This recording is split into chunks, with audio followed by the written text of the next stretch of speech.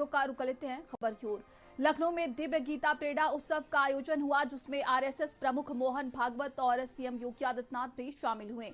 CM ने विपक्षियों पर करारा प्रहार करते हुए बोला है कि कुछ लोग देश की डेमोग्राफी बदलना चाहते हैं। वहीं ये भी बोले हैं कि धर्म हमारे जीवन की जीने की कला है। सीएम ने सीधे तौर पर धर्मांतरण कराने वालों को साफ चेतावनी दी है। उन्होंने ये भी बोला कि पराया धर्म भय पैदा करने वाला होता है। तो मुख्यमंत्री योगी आदित्यनाथ की तरफ से देखिए धर्म को लेकर एक बार फिर से कटाक्ष किया गया है और विपक्षियों को उन्होंने घेरते हुए तमाम बड़ी बातें कही हैं। आपको बता दें कि आज ये देखिए लखनऊ में ये कार्यक्रम था, जिसमें आरएसएस प्रमुख मोहन भागवत भी शामिल हुए थे। लखनऊ में दिव्य गीता प्रेरणा उत्सव का ये आयोजन हुआ, जिसमें मुख्यमंत्री योगी आदित्यनाथ ने तमाम बड़ी बातें कही हैं। तो सीएम योगी और आरएसएस प्रमुख मोहन भागवत ने ये मंच साझा किया। इस दौरान उन्होंने कहा है, मोहन भागवत की तरफ से कहा गया कि हमारा भारत पूरी दुनिया का विश्व गुरु था, दुनिया के लिए एक बड़ा सहारा था, कभी चक्रवर्ती सम्राट भी होते थे। हमारे बीच अति विशिष्ट अतिथि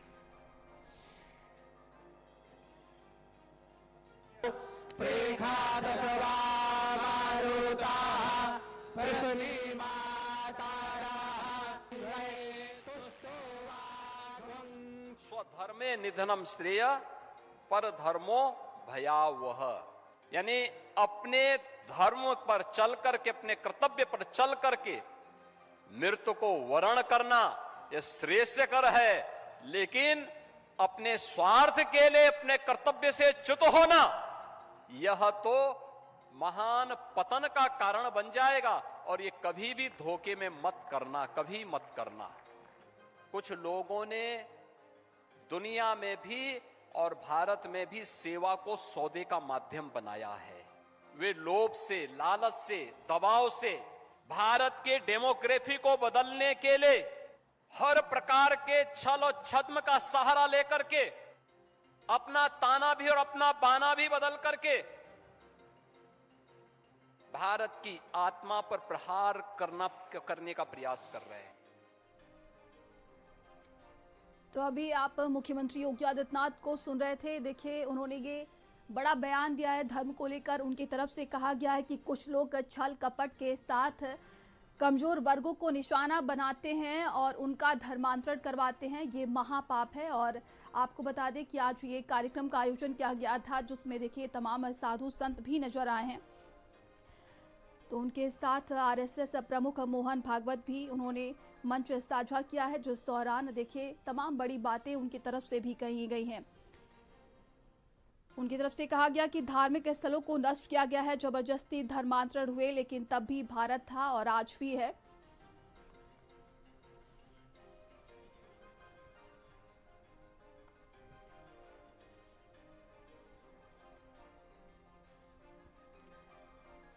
और बातचीत करने के लिए हमारे साथ मेहमान जुड़ गए हैं। मैं उनका परिचय करवा देती हूं। समाजवादी पार्टी की तरफ से हमारे साथ कर्नल शरद सिंह जी जुड़ गए हैं और भारतीय जनता पार्टी से कृष्ण मोहन पांडे जी हमारे साथ जुड़ गए हैं। कृष्ण मोहन जी, मैं आपका रुख करूंगी। मुख्यमंत्री योगी आदित्यनाथ की तरफ से ये कहा गया है कि कुछ लोग भारत की डेमोग्राफी को बदलना चाहते हैं, लालच देते हैं कमजोर वर्गों को, क्या ये सही है? देखिए, भारत लंबे कालखंड से एक दुर्दशा का कारण रहा परिवर्तन। उसमें तो सबसे बड़ा कारण रहा धर्म परिवर्तन। धर्म परिवर्तन बार बार इस देश में आक्रांता आए, अपने निजी हित के लिए, निजी स्वार्थ के लिए लश्कर तैयार करने के लिए यहाँ पर धर्म परिवर्तन कराए। पर पुनः इस बात को मैं दोहराता हूँ कि आदरणीय मुख्यमंत्री जी ने जो बातें कही हैं बिल्कुल सही कहा है कि धर्म परिवर्तन इस देश में एक आतताई की तरह बढ़ता जा रहा था। भारतीय जनता पार्टी की सरकार बनने के बाद से कानून बना है, इस पर रोक लगी है, परंतु माननीय मुख्यमंत्री जी ने जो बात कही है बिल्कुल सही है कि कोई भी व्यक्ति जिस धर्म में जन्म लेता है उस धर्म में ही अपना प्राण उत्सर्ग करे। प्राण उत्सर्ग अपने धर्म में करने से उसकी अपनी निजता बनी रहती है। और भारत जो है परंपराओं का देश है, आदर्शों का देश है, मूल्यों का देश है, और यहाँ मूल्य से जीवन पद्धति तय होती है, राष्ट्रनीति तय होती है। और यदि आप अपने धर्म को ही बदल लेंगे तो शायद राष्ट्रनीति नहीं बन पाएगी, राष्ट्र परंपरा नहीं बन पाएगी। और जिस राष्ट्र का की कोई परंपरा नहीं, मूल्य नहीं, आदर्श नहीं, संहारण नहीं, उस राष्ट्र को समाप्त होने में देर नहीं लगती है। इसलिए भारत की मूल आत्मा धर्म है, और जो जिस धर्म में है उस धर्म का पालन करे। परिवर्तन विनाशक होगा, व्यक्ति विशेष के लिए, राष्ट्र के लिए, समाज के लिए। इसलिए माननीय मुख्यमंत्री जी ने जो बात कही है बिल्कुल सही कही है कि धर्म जिस धर्म में है उस धर्म का पालन कीजिए। और हाँ, इस देश में जो धर्म परिवर्तन करने की मांग से जो लोग आते हैं वो मात्र इसलिए नहीं आते हैं कि उनको अपने धर्म की आकांक्षा बढ़ानी है, धर्म की संख्या बढ़ानी है। वो भारत में इसलिए धर्म परिवर्तन करना चाहते हैं कि कुछ वैदेशिक शक्तियों करके भारत पे एक वैचारिक आक्रमण करना चाहते हैं, सांस्कृतिक आक्रमण करना चाहते हैं, और इससे भारत को तोड़ना चाहते हैं। धर्म परिवर्तन इस देश की मूल आत्मा में कभी न था और न रहेगा।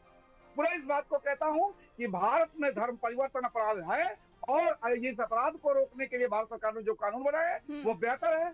और जो व्यक्ति धर्म परिवर्तन करता है तो सिर्फ अपना धर्म परिवर्तन नहीं करता है। कर्नल शरद जी हमारे साथ लगातार जुड़े हुए हैं। और कर्नल शरद जी, मैं आपसे जानना चाहूंगी कि सीएम योगी के इस बयान को आप किस तरीके से देख रहे हैं? नंदिनी जी, मैंने आदित्यनाथ जी का पूरा भाषण सुना। उन्होंने 3-4 चीजों पे खास तौर से बोला। सबसे पहले उन्होंने धर्म वाक्य यूज किया है, स्वधर्मे निधनम श्रेयः। मैं मद्रास रेजिमेंट का हूँ, मतलब फौज में जब सर्विस में था, और हमारा युद्ध वाक्य हमारी रेजिमेंट का है, स्वधर्मे निधनम श्रेयः। और जब हम लड़ाई में जाते हैं तो वो किसी धर्म का हो, एक जैसा हथियार, एक जैसी गोली यूज करता है, एक लंगर में खाना खाता है, एक जैसा खाना खाता है, एक थाली में खाता है, एक गिलास में पानी पीता है।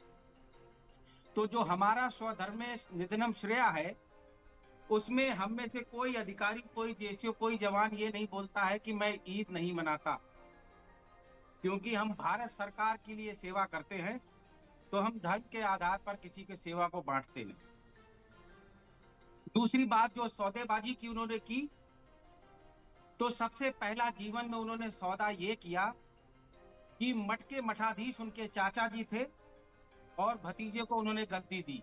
ये उनका पहला सौदा था। दूसरा सौदा उन्होंने तब किया जब मुख्यमंत्री की सीट, इस तरह के ये ऐसे शब्द बिल्कुल गलत बात है। आपके तो पेट में बहुत अकड़न पैदा होगी, अपने समय में बोलिएगा। नहीं, बिल्कुल गलत बात है। ठीक है कृष्ण मोहन जी, आप अपने वक्त में बोल लीजिएगा, समय में बोलिएगा। आप उनको सुन तो लीजिए, इसके बाद आप ही की बारी, आप ही को जवाब देना है। बोलने दूंगा, गलत बात थोड़ा सा धैर्य से सुनने की शक्ति रखिए, आपका उतावलापन और बढ़ेगा। अभी ना मत भारतीय जनता पार्टी के प्रधानमंत्री मोदी जी ने, अरे पांडे जी, समय गया आप लोगों का समय गया, मीडिया काल है, सुनिए ध्यान से। आपका समय बिल्कुल कहा, बिल्कुल सही कहा आपने, समय हमारा गया, मीडिया काल है। अभी आपको सुनने की आदत डाल लेनी चाहिए, और जल्दी डालेंगे तो सुखी रहेंगे। गलत तरीके से समाज को विध्वंस करने का काम आप हमें बोलने दीजिए अपने समय में। वो समय गया जब आप लोगों को चुप करा देते थे।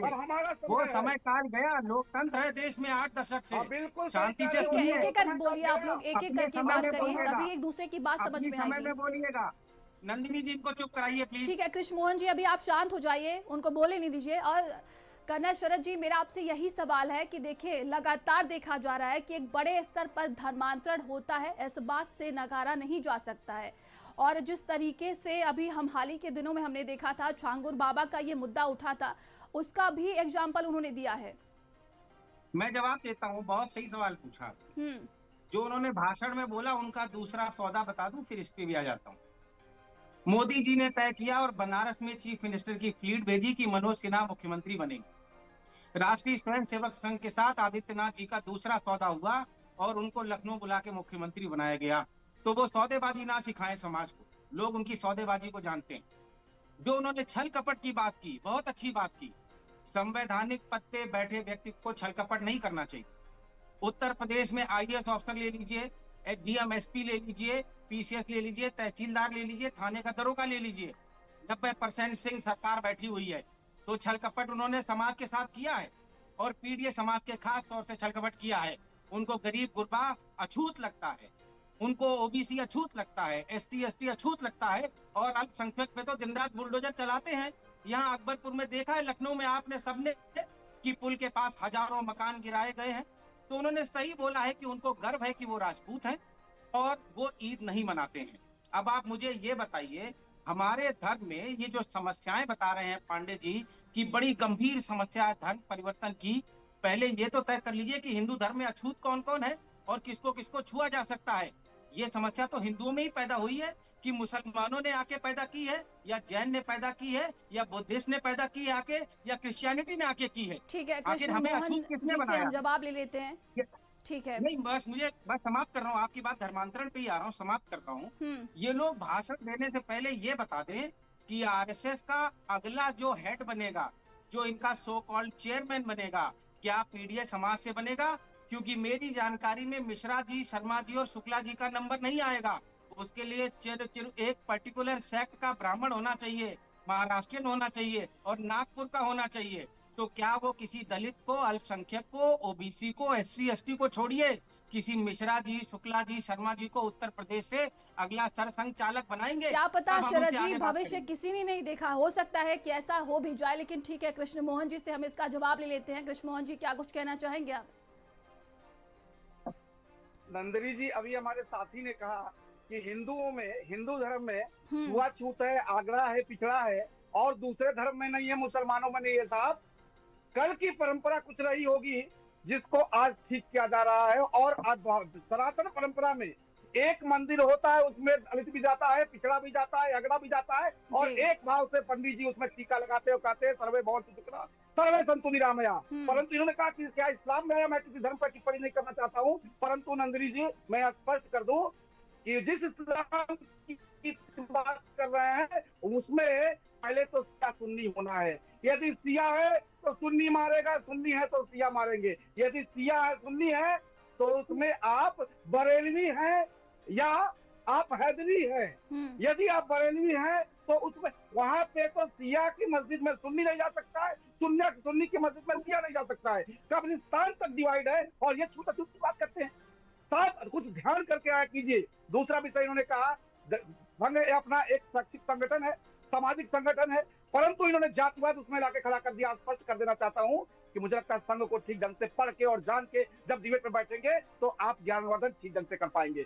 साहब, संघ में राजेंद्र सिंह रज्जू भैया का नाम सुने हैं? मैं जाति नहीं लाता संघ में, और न संघ में जाति होती है, परंतु यदि आपने टिप्पणी करी थी है तो वहां पे एक सामान्य कार्यकर्ता, घर का छोटा सा कार्यकर्ता भी सरसंघचालक बन सकता है। परंतु समाजवादी पार्टी में मुलायम सिंह के बाद से अखिलेश यादव अध्यक्ष होंगे, अखिलेश यादव के बाद से उनका बेटा अर्जुन यादव अध्यक्ष होगा। और हाँ, शिवपाल जी नहीं हो सकते, शिवपाल जी का बेटा नहीं हो सकता है। यह आपकी वास्तविकता है। आप परिवार और पीडीएफ जो कहते हैं ना, पीडीए आपका जो बार बार चिल्ला रहे हैं, पीडीए अर्थात परिवार डेवलपमेंट एजेंसी। और कौन परिवार?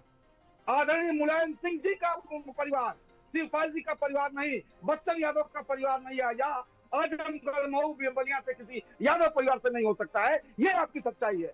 आप समाज में विद्वेष पैदा करना चाहते हैं, शरद आप जी, समाज को बांटना चाहते हैं। आपने उनके जात के नेतृत्व नाम पर पर, धर्म सवाल के नाम खड़ा पर किया, संतोष। उन्होंने आपको परिवारवाद में घेर लिया। बहुत अच्छा सवाल किया नंदिनी जी आपने। इन्होंने बोला है कि मुलायम सिंह का बेटा ही यहाँ मुख्यमंत्री बनेगा। जहां तक मुझे याद है, पिछली बार उन्होंने विधायक का चुनाव करेल से लड़के जीता था और वर्तमान में वो सांसद है कन्नौज से। इन्होंने तो उपेंद्र कुशवाहा जी के लड़के को मंत्री बना दिया अभी बिहार में परसों। उसने तो कोई विधायक का चुनाव भी नहीं लड़ा जीवन में आज तक। और जो बिहार में सरकार बनी है भारतीय जनता पार्टी में, 10 ऐसे मंत्रियों को बनाया है जिनके पिताजी भी भाजपाई थे, मंत्री थे और विधायक थे। ये परिवारवाद का नारा जो देते हैं, उसी का तो उदाहरण मैंने दिया था कि आदित्यनाथ जी के चाचा जी ही मठ के मठाधीश थे, इसलिए वो मठाधीश बने हैं। भतीजे को ही मिलेगा। फिर गलत बात बोल गए आप, फिर गलत बात बोल गए। फिर पांडे जी बीच में बोले। गलत बोल गए आप। अरे आप फिर इस पांडे बात जी पर बीच में पहले बोल तक रहे, पढ़ के अपने नंबर आइए, पे उस बोलिए ना। परंपरा को ध्यान से आपकी जानिए। बारी आए, खूब बोलिए। कृष्ण मोहन जी, आप अपनी बारी फिर में कह रहे हो कि गलत बोल गए आप। आप ये चूंकि बीच में समस्या डिस्टर्ब ये करना है आप कि लोगों को आप आता होगा, लोग हम पढ़ ऐसे के नहीं आते करते। नहीं है। नंदिनी जी कर्नल को प्लीज साहब, चुप आप कराइए। कर्नल पद पे रहे हैं नंदिनी और जी प्लीज कम चुप से कम कराइए। या तो कर्नल पद हटा नंदिनी जी दीजिए, प्लीज या इनको तो चुप फिर ठीक है, कराइए। अपनी कृष्ण मोहन जी गंगा शांत हो में जाइए, अपनी तेज बारी में आप में बात बोलिएगा। करें। सुन लीजिए, उनकी नंदिनी पूरी नंदिनी जी जी बात सुन पुनः पुनः चुप लीजिए आप। गलत कराइए। बोलेंगे तो मैं बोलूंगा, गलत बोलेंगे तो दूसरी बोलूंगा मैं। बात, मेरा दूसरा सवाल, ये बात कर रहे थे कि मंदिरों में सभी धर्म और जाति के लोग पूजा करने जाते हैं, वो पूजा भी करते हैं, दान दक्षिणा भी देते हैं, कुछ रेजगारी और नोट भी दान पेटी में डालते हैं। बस मुझे ये बता दीजिए कि जो अयोध्या में अभी मंदिर बना है, उसमें क्या एक भी ओबीसी, एससी, एसटी का कोई पुजारी बनाया है? बिकॉज मेरी जानकारी में सारे ब्राह्मण हैं वहां पे जो नंदिनी जी पुजारी बनाए बोलिए गए हैं। साहब, नंदिनी जी तो बोलिए एससी, साहब, एसटी, पढ़ के आए ओबीसी को कर्नल पुजारी साहब। कब मुझे बनाएंगे लगता है मंदिर कि का? चले आए ऐसे ही। अरे कर्नल पांडे साहब जी, पढ़ के काहे आइए, आप इतना विचलित क्यों हो जाते दलित हैं को भाई? आप पुजारी बनाया अपने गया है। नंबर में बात दलित करिए ना, पुजारी है आपकी अपने दृष्टि टर्म में, में बात करिए। आपकी नंदिनी दृष्टि जी में प्लीज दलित चुप पुजारी है, ठीक है, कराइए। मेरा कृष्ण मोहन पुजारी जी है, आप भारतीय अपनी जनता पढ़ बारी पार्टी में का बोल लिखा क्या लीजिएगा। गया इस है? अनुशासन से ही पढ़ के करते हैं आइए बात, कर्नल मुझे पता साहब, है। पढ़ कुछ नंदिनी जी पढ़ा चुप लिखा कराइए प्लीज। कीजिए, बिना ठीक पढ़े है, नंदिनी जी लिखे कृष्ण आप प्लीज मोहन बात जी चुप मत शांत हो करिए। कराइए। जाइए। ठीक है, अपनी बारी में आप बोल नंदिनी जी लीजिएगा। प्लीज चुप कराइए इनको। जी बहुत बहुत धन्यवाद। कम से कम मुझे अपनी मिल रहा है। ठीक है, मैंने अपनी कहा ना, अब बात आप जल्दी से खत्म कर लीजिएगा शरद जी। होती है।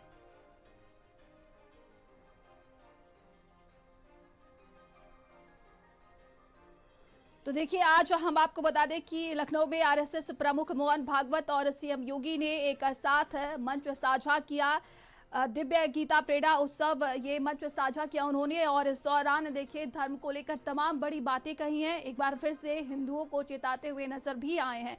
और मोहन भागवत की तरफ से कहा गया कि हमारा भारत पूरी दुनिया का विश्व गुरु था, दुनिया के लिए सबसे बड़ा एक सहारा भी था, और कभी चक्रवर्ती सम्राट भी होते थे। हजारों साल तक आक्रमणकारियों के पैरे तले रौंदा गया, हमें गुलामी में जीना पड़ा।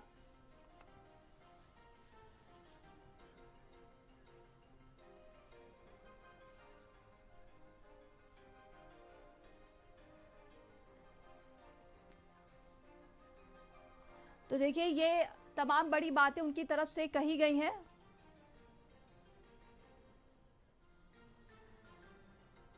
और हमारे साथ मेहमान जुड़े हुए थे, आप दोनों का बहुत बहुत शुक्रिया।